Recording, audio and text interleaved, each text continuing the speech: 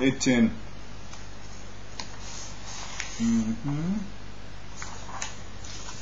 Well, we're going to start with whatever you are in Daf Yomi. We're starting with the third chapter of Berakhot, Daf Yud Zayin. That's for you regular folks. That's page 17, folio B. Nobody knows what a folio is. Daf B. The Talmud is. I'm reading to you from the Koren Talmud Bavli, the best English translation of the Talmud Bavli, ever since the Samsino came out many years ago. It has reached the world's record in accuracy, and it really opens up the Talmud. Okay, enough plugging the publication, and let's get to the real words of the sages. Matnitin, Misha Meto Mutalafana, one whose deceased relative is laid out unburied before him. Patur Mikriyat Shema. He is exempt from the obligation to recite the Shema. That's not how they wrote it here. I said here he is exempt from recitation of Shema. I added words in. I'll try not to add words in so you can get a feel of how it's exactly translated. So anyhow, it's a deceased relative is laid out unburied before him, and he doesn't have to say the Shema. From the Amid Umin Atfila, he doesn't have to say the Amida prayer. Umin Atfilin, and from the mitzvah of to don phylacteries, he doesn't have to put on tefillin. Eumikol mitzvot amorot b'Torah, and he's also exempt from all of the mitzvot mentioned in the Torah, all of the positive mitzvot mentioned in the Torah. It's very hard for me not to add words. I will try again, because if at first you don't succeed, try again. Right? This is a Jewish concept. If at first you don't succeed, try again. It's King David, a Jew, said the following: Sheva Yipol Tzadik Vakam. The tzaddik will fall 7 times. Even if he falls 7 times, he gets up. Or another way of understanding it is that even if no matter how many times the tzaddik, righteous person, falls down, he's going to get back up. So, what does it mean falling down? It means failing to fulfill the Torah, or failing to do what you wanted to do. So, if at first you don't succeed, try again is exactly the way King David was thinking. So now I'm going to try to read it without adding my own 2 cents worth. Again, one whose deceased relative is laid out unburied before him is exempt from the recitation of Shema, from the Amida prayer, and from the mitzvah to don phylacteries, as well as all positive mitzvot mentioned in the Torah, until the deceased has been buried. Noseh hamita v'chilufeihen v'chilufei chilufeihen. With regard to the pallbearers and their replacements and the replacements of their replacements, et shilifnei amita vet shelachar amita, those located before the bier who have not yet carried the deceased, and those located after the bier, et shilifnei hamita zorech bahem peturim. Those before the bier who are needed to carry the bier are exempt from reciting Shema. Ve'et shela'achar hamita sorach bahem chayavim. Well, those after the bier, even if they are still needed to carry it, since they have already carried the deceased, they are obligated to recite the Shema. However, and the Mishnah continues, Ve'elu futurim min atfila. However, both these and those are exempt from reciting the Amida prayer, since they are preoccupied and unable to focus and pray with the appropriate intent. The Mishnah continues, Kavru et hamet v'chazru. Im yecholin lahatchil v'ligmor ad shelo yagiu lashura yatchilu, v'im lav lo yatchilu. After they've buried the deceased and returned, if they have sufficient time to begin to recite the Shema and conclude before they arrive in the row, formed by those who attended the burial, through which the bereaved family will pass in order to receive consolation, they should begin. If they do not have sufficient time to conclude reciting the entire Shema, then they should not begin. Ha'omdim b'shura, ha'pnimim futurim, v'achitzonim chayavim. And those standing in the row, those that are in the interior row, directly before whom the mourners will pass and who will console them, are exempt from reciting Shema. V'achitzonim chayavim. While those in the exterior row, who stands there only to show their respect, are obligated to recite Shema. Nashim v'avadim uktanim p'turim mikriyat Shema u'min hatfilin v'chayavin b'tfila u'v'mezuzah u'v'virchat hamazon. Women, slaves, and minors are exempt from the recitation of Shema and from phylacteries, but are obligated in prayer, mezuzot, and the grace after meals. So the Talmud is describing a burial. It's describing that there are pallbearers before the bier and after the bier. To recapitulate, the pallbearers who are before the bier are exempt from writing the Shema.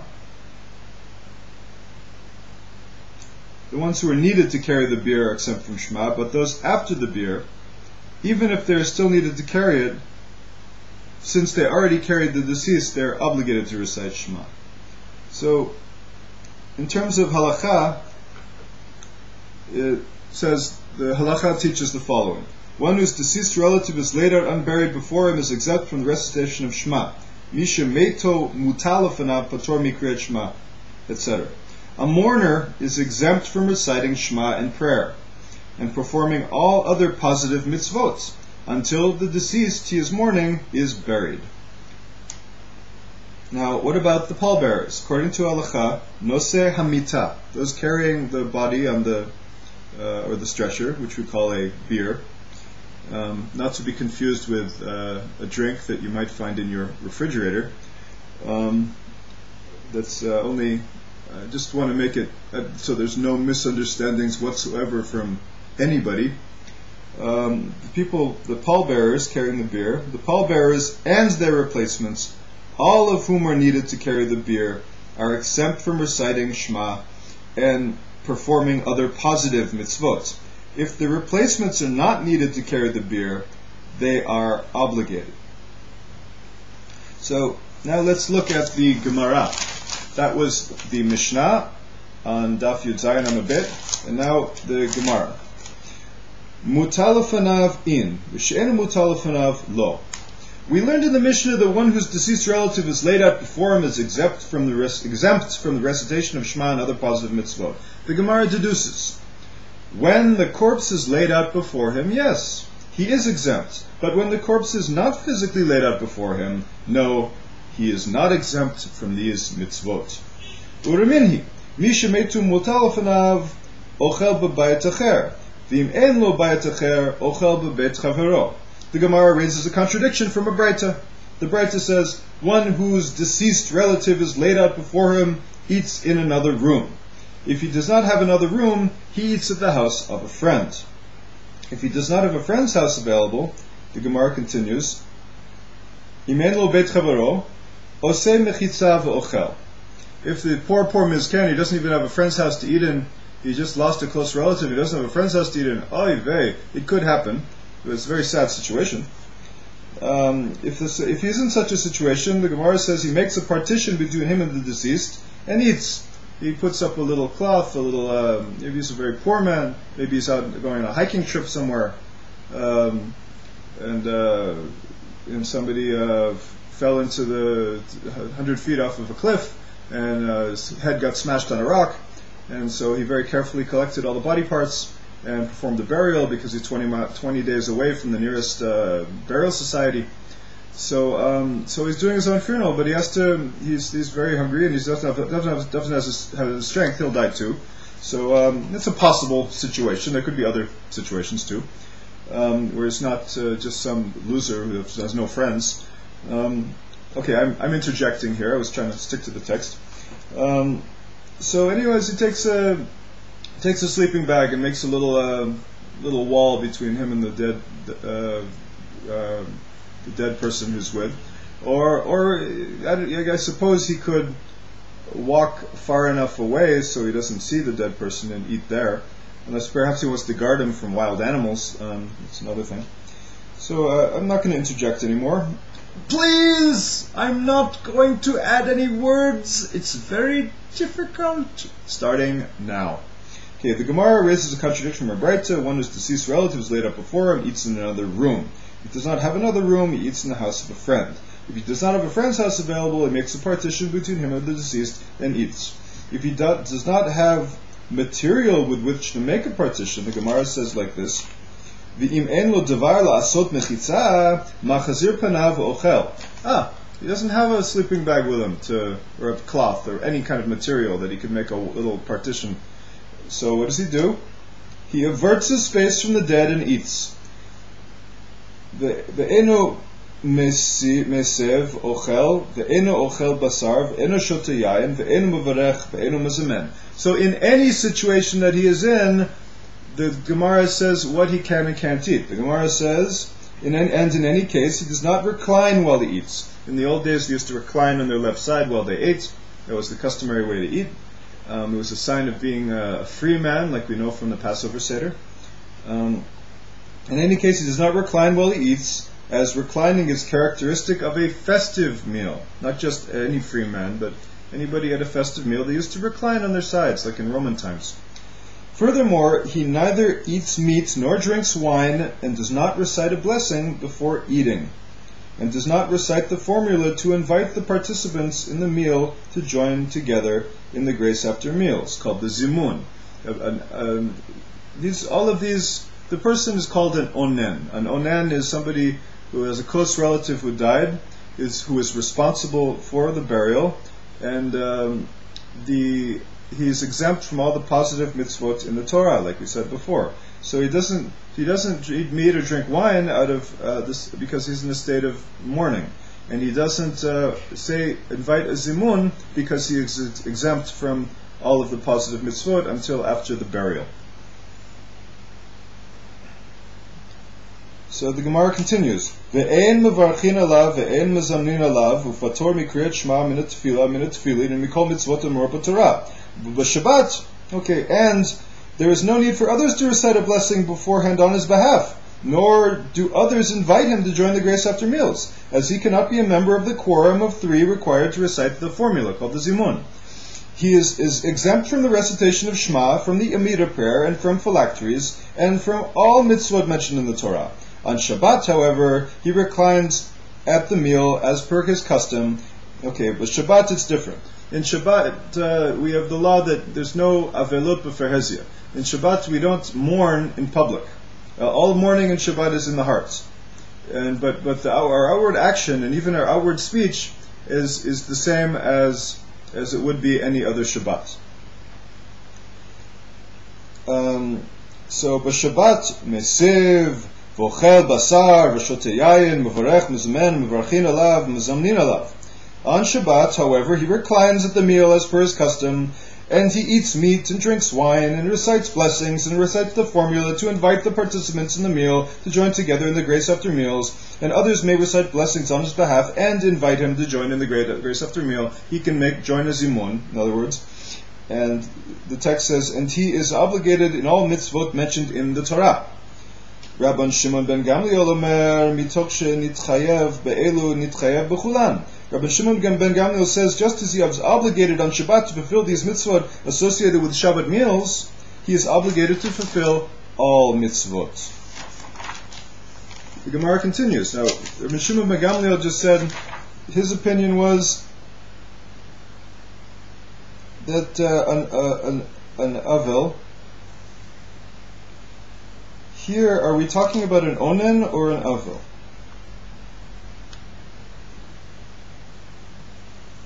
Before, in the Mishnah, we were clearly talking about an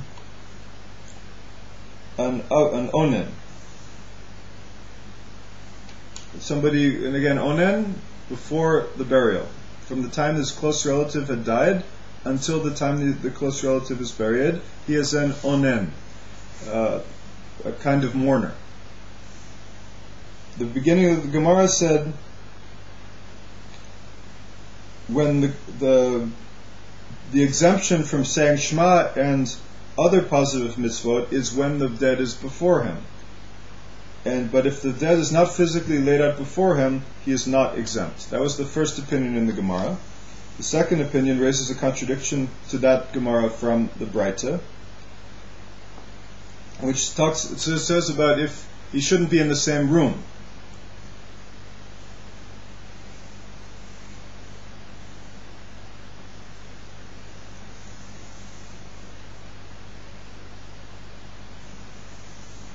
So, why is this contradicting?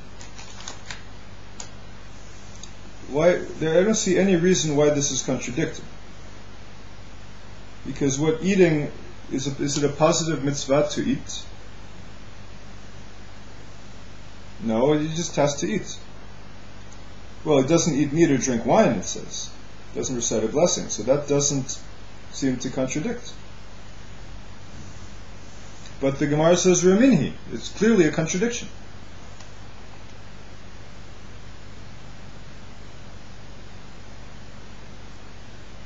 So perhaps this is a meal that is a kind of mitzvah, a sudat havra'ah. Perhaps he's talking about the meal a mourner eats. That's usually nowadays it's after the burial. There's the mourner may not make his own meal, but rather he has his friends or relatives bring him a meal. It's called sudat havra'ah. So I guess the Gemara is talking about a devar mitzvah, and it's before the burial. That's the contradiction. So the dead is not before him. No, that doesn't contradict either, because it said the dead is before him. He is exempt from the positive mitzvot. But if the dead is not before him, he's not exempt from positive mitzvot.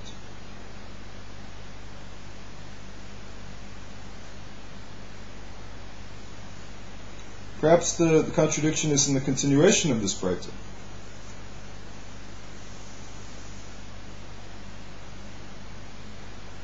No, there it says he was exempt also. Requires further study. Let's continue. The question we have is, how is it a contradiction?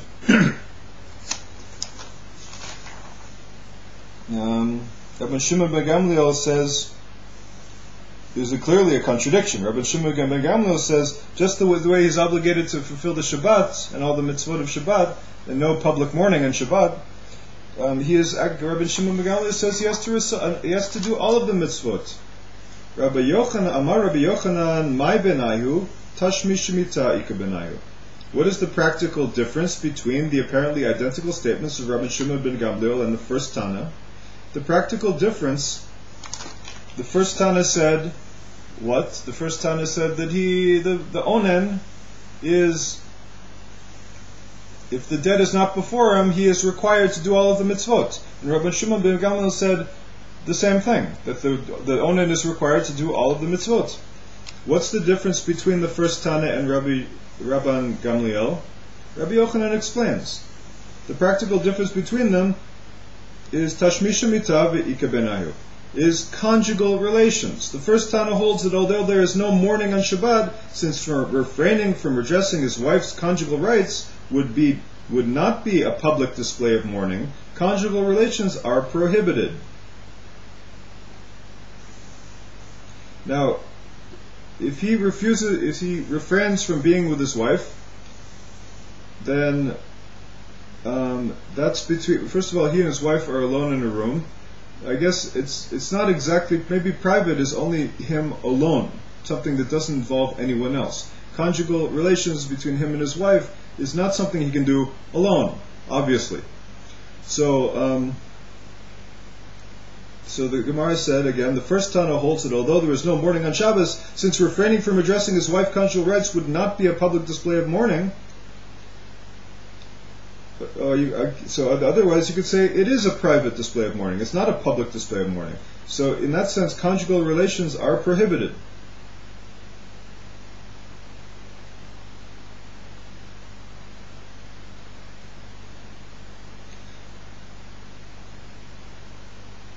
Rabbi Shimon ben Gamliel holds that since there is no mourning on Shabbat, he must fulfill the mitzvah of dressing his wife's conjugal rights.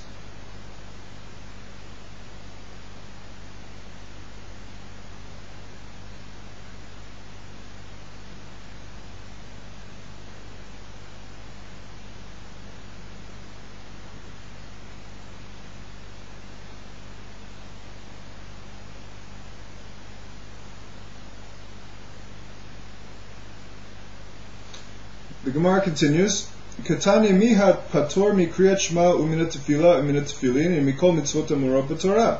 In any event, the Braita teaches that one is exempt from the recitation of Shema, from the Amidah prayer, and from phylacteries, and from all mitzvot mentioned in the Torah. This is an apparent contradiction of our Mishnah, which states that one is exempt only when the deceased is laid out before him. To resolve this contradiction, we have Rav Papa. Amar Rav Papa Targama Amachazir Panav Ochel. Rav Papa said, explain the Braita as applicable only to the particular case when one turns his face away and eats, with the deceased laid out before him. In other cases, when he is in a different room, he is obligated in all mitzvot. Rav Ashi Amar Kevan Shemutal Alav Lekovro Kemutal Lefanav Dami. Rav Ashi says the phrase, the deceased is laid out before him, is not to be taken literally, but rather, since it is incumbent upon him to bury the deceased, and he is not yet buried, it is as if he is laid out before him. Ke mutal lefanav dami, as if he's laid out before. Shnei amar vayakam Avraham me'al kanei meto. As it is said, and Abraham rose up before him, and Abraham rose up from before his dead. That's in the book of Genesis. 23 verse 3. And when Abraham speaks with the Hittites, it is stated, V'ne'amar v'ekrava meiti milfanav, so that I may bury my dead from before me. Kol zman shemutal alav l'kovro kemutal lefanav dameh. As long as it is incumbent upon him to bury him, it is like it is laid out before him. So we make an inference in the Gemara. Metu in, ve'en meshamro lo, aval meshamro lo. Metu in, aval meshamro lo. The inference is when his deceased relative is laid out before him, yes, he is exempt from mitzvah. But if it is not his relative, it's not his relative, and he's only watching or guarding over the deceased, no, he is not exempt. Not exempt.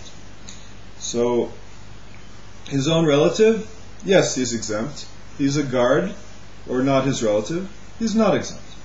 V'hatanya, the Gemara challenges this. V'hatanya, ha'meshamer et emet af al pi she'eno meto pator mikriyat shema min tefillah min tefillin mikol mitzvot amorot b'Torah. Meshamro af al pi she'eno meto meto af al pi she'eno meto meto af al pi she'eno meshamro. Again, meshamro afal pi she'enu meto, meto afal pi she'enu meshamro. So the Gemara challenges by saying, wasn't it taught in a Braita, one who watches over the deceased, even if it is not his deceased relative, is exempt from the recitation of Shema, from prayer and from phylacteries and from all mitzvot mentioned in the Torah? The Gemara responds that these two sources should not be understood as contradictory, but as complementary. In both cases he is exempt, where one watches over the deceased, but it is not his deceased relative, as well as the case where it is his deceased relative, but he is not watching over the deceased. He's exempt in both cases.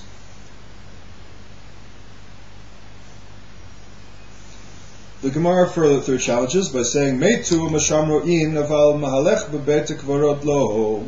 We conclude that in both cases, if it is his deceased relative, it's his deceased relative, no one else's, or if he was watching over the unrelated deceased, he is exempt from mitzvot. V'hatanya, Lo yelech adam bebeit hakvarot tefillin b'shoro v'sefer Torah b'zoro v'koreh. However, one who is walking in a cemetery is not exempt, right? Wasn't it taught explicitly in a Braita, one may not walk in a cemetery with a phylactery on his head and a Torah scroll in his arm and read from it?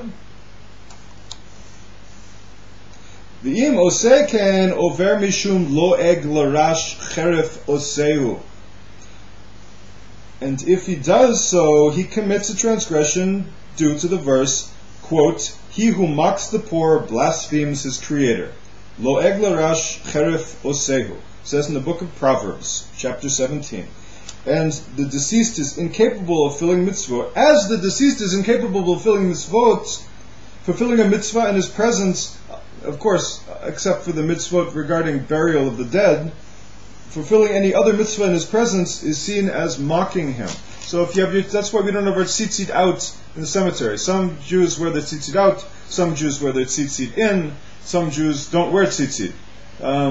So I bless you all to wear tzitzit, but if you go into a cemetery and you happen to be one of those tzitzit out guys, you got to put your tzitzit in. Why? Because you don't want to be over on lo'eg l'rash cheref osehu. One who mocks the poor blasphemes his creator.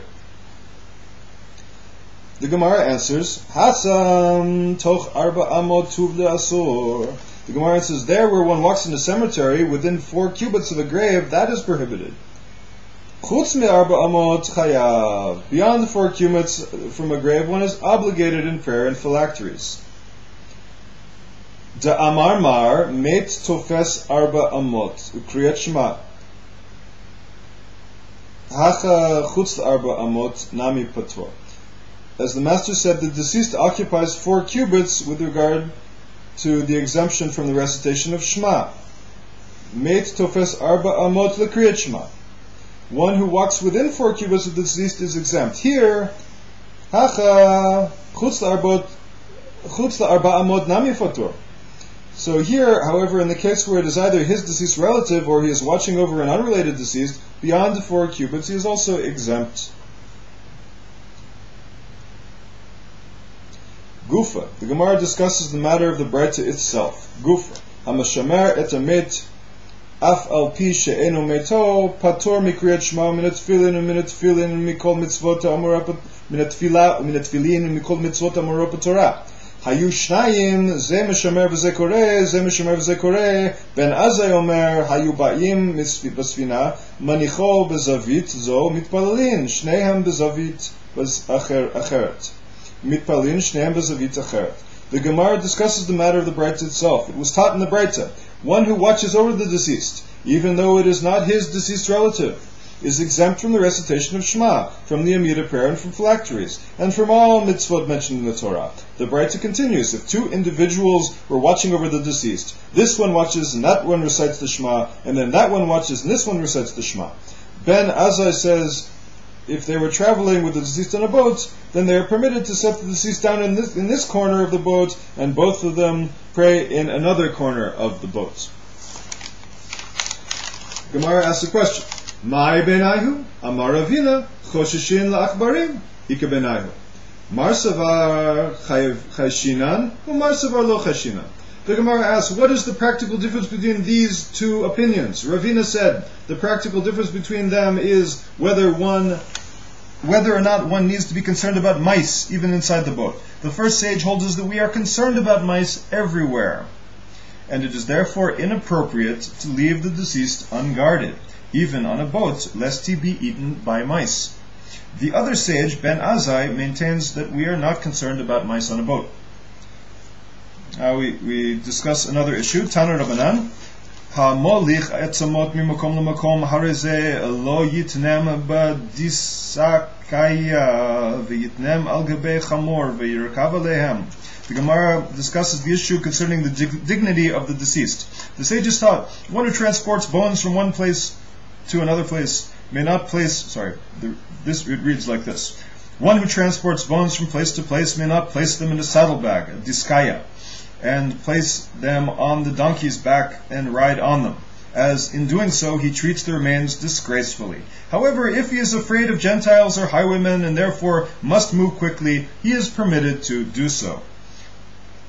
And just as they said with regard to bones, so they said with regard to a Torah scroll.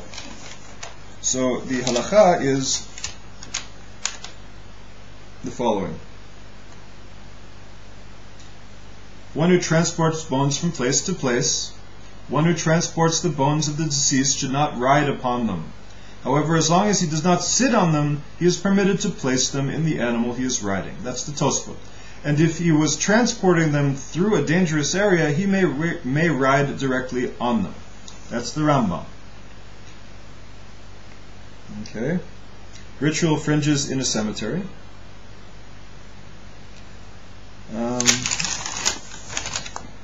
Now we're going to talk about the word saddlebag, a diskaya, that I had a little trouble reading at first. The sages taught one who transfers bones from place to place may not place them in a diskaya, a saddlebag, and place them on the donkey's back and ride on them. So a diskaya is a very interesting word. The root of the word diskaya is the Greek disakion. The word disakion, which means a double bag, that is two bags tied together. And here is a picture of the donkey carrying a disakion. The great advantage to this Gemara is it makes the Gemara live. This is from the same period as the Gemara, showing a disakion or a diskaya. There's a donkey and he's got these two baskets tied to his back. So according to our Gemara, if you're transporting bones from place to place, you can't put the bones in one of those double baskets that you put on the animal's back. Continue with the Gemara. Tanu Rabbanan Hamolich atzmot mimakom lo komom hareze lo yitnem b'diskaya v'yitnem al gebei chamor v'yirkav aleihem. And then a little bit later the Gemara says Ahaya ilema aresha pshita. With regard to the last statement, meaning, however, if he is afraid of Gentiles or highwaymen and therefore must move quickly, he is permitted to do so. And just as they said with regard to bones, so they said with regards to a Torah scroll. So, regarding the last station, the Gemara asks, to what section of the Breita does the parallel to a Torah scroll refer? Ilema aresha pshita. If you say that this refers to the first clause of the Breita, then it is obvious. Is a Torah scroll less important than bones of the dead? Migra sefer Torah me'atzamot. That's what I just said in English. Ela as-sefer. Certainly one may not treat a Torah scroll disgracefully. One can just throw the Torah scroll in the diskaya and ride along. Rather, the statement must refer to the latter clause of the Breita that says, in a dangerous situation, one is permitted to ride on a Torah scroll as well.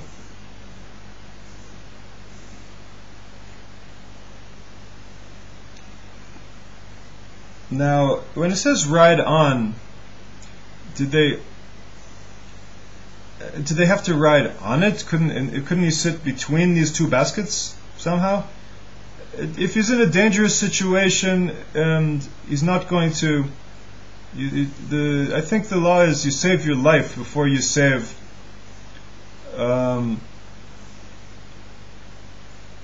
you save the Torah scroll. In other words, a Buddhist monk once asked a friend of mine who's a rabbi that if somebody was alone in the mountains and all he had, and it's freezing cold and all he has is the Torah scroll, does he burn the Torah scroll to make a fire if it is going to in fact save his life? Or what does he do? Does he burn the Torah scroll? Or does he take the Torah scroll and wrap it around him for warmth? Go figure. If a clear situation, if somebody goes to the Western Wall, right, the holy Western Wall, and he starts throwing excrement all over the Western Wall, and then he takes a big bottle of gasoline and he throws it on the Western Wall and tries to burn it down. Right? Ridiculous, you can't burn stones, but still he causes a big disgraceful scene at the Western Wall. And then a man next to him gets so filled with righteous indignation that he takes out a knife. Not that you can get a knife into the Western Wall, but he takes out a knife and he kills the man who just disgraced the Western Wall. The man who disgraced the Western Wall, he might get slapped around a little bit, but he certainly doesn't deserve death. The man who killed the man disgracing the Western Wall would be required, technically, if there were kosher witnesses, it would be a death penalty. It wouldn't. It's not. It's just the life is much more important than ritual. If it's talking about saving a life, it's talking about respect for life. We respect life before we do a ritual action. I mean, we should. Of course, we're supposed to stand up when they open the ark, and if the Torah scroll drops on the floor, God forbid, we'd all have to fast for 30 days and all of these things. But still, the most important thing is pikuach nefesh doche Shabbat, and that's what I'm gleaning from this Gemara. So let's just continue a little more, and then we will pause. Amar Rachava, Amar Rav Yehuda, Kol Roei Emet ve'enu malavehu over mishum lo eglorash cheref osehu. Rachava, the sage Rachava, said that Rav Yehuda said, one who sees the deceased taken to burial and does not escort him has committed a transgression due to the verse, he who mocks the poor blasphemes his creator. And if he does escort him, what is his reward? Rav Ashi said, V'im hilveu mascharo, Amar Rav Asi, Alav HaKatuv Omer, Malve Hashem chonen dal, Umachabdo chonen evyon. Rav Asi said, the verse says about him, he who gives to the poor gives a loan to the Lord, and the Lord will repay him. That's in the 19th chapter of the book of Proverbs. And he who oppresses the poor blasphemes his creator, but he who is gracious to the poor honors him. With a capital H. That's from the 14th chapter of the book of Proverbs. So I'm just going to, there's a mitzvah if you see, according to halacha, one who sees the deceased and does not escort him. One who sees a funeral procession is obligated to escort the deceased for a distance of at least 4 cubits. As less than that, it is not considered that he moved at all. If one fails to escort him, he violates the prohibition derived in the Gemara from the verse, he who mocks the poor. That's the Shulchan Aruch. Now the question Rabbi David Fink had on the Shulchan Aruch was, once he was walking down King George Street, or some main street in Jerusalem, and there was a funeral procession of a man who was killed in a terrorist attack, and there were a number of Kahanists, supporters of the late great Rabbi Meir Kahana, and they, during the funeral, because the man was killed in a terrorist attack by an Arab, the activists took the funeral procession to start as an opportunity to start chanting, "Death to the Arabs, death to the Arabs, Ma'avit la'aravim, Ma'avit la'aravim." Now, Rabbi Fink, who was there, he had a real question over whether or not to fulfill this mitzvah he was just standing there and the funeral procession came. So the question he had was, should he fulfill this law in the Shulchan Aruch, based on this Gemara, that you're required to walk 4 cubits with the funeral procession, and you're not allowed, if you don't do it, it's a violation. Or he thought it would be maybe a greater sin to join the funeral procession where everybody is shouting death to the Arabs. I'll leave that for you to figure out. That it's a real halachic question, and it needs a real halachic answer. This is Rabbi Batal Edwards reading to you from the Koren Talmud Bavli, and Shalom Uvracha Yerushalayim.